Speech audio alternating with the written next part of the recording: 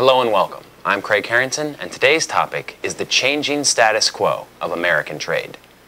The status quo of the past 2 decades is finally being challenged here in the United States.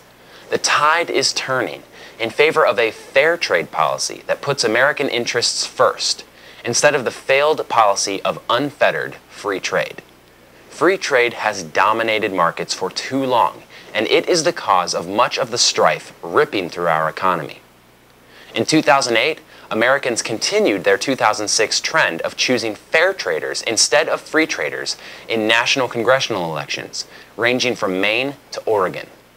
In 2006, 48 free traders were sent to Congress in the midterm elections. In 2008, only 43 free traders were elected to Congress. The school of thought, which has caused so much economic turmoil in the U.S., lost 5 important congressional representatives during a 2-year span.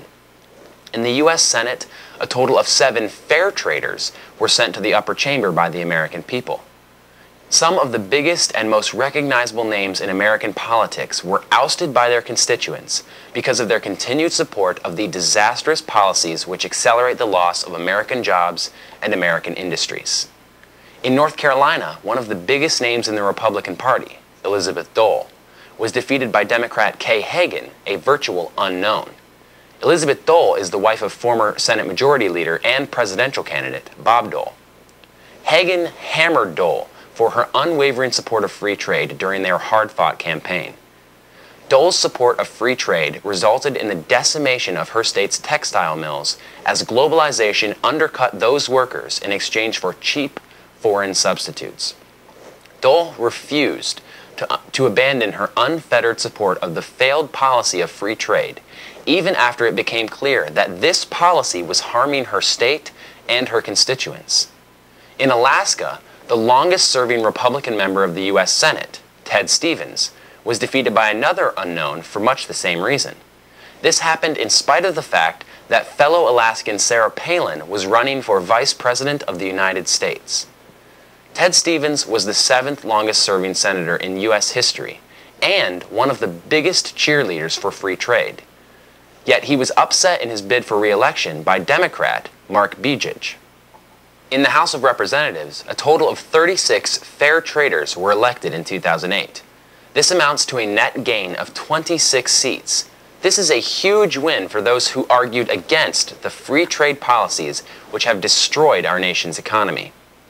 2 of the most fulfilling victories for the opponents of free trade occurred when voters rejected the 2 representatives who cast the final and deciding votes for the passage of the Central American Free Trade Agreement.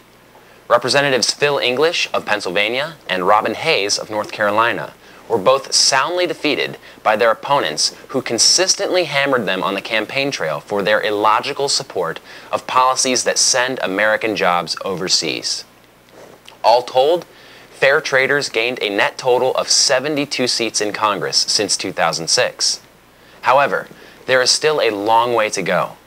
Many people wrongly believe that free trade is a wonderful vehicle which will enrich the lives of everyone involved. The truth is, free trade forces American workers to compete against unmatchable foreign wage rates. And it makes our companies search for profits in a world where their competition does not have to adhere to the same environmental or safety regulations that they do. There is absolutely nothing free about free trade. Just ask any of the laid-off steel or textile workers, or the IT professionals, how much of a loss it has been to see their good-paying jobs sent overseas. On behalf of concerned citizens, I'm Craig Harrington with EconomyInCrisis.org News. Wake up, America! Open up your eyes! Wake up, America! Wake up! Produced by EconomyInCrisis.org.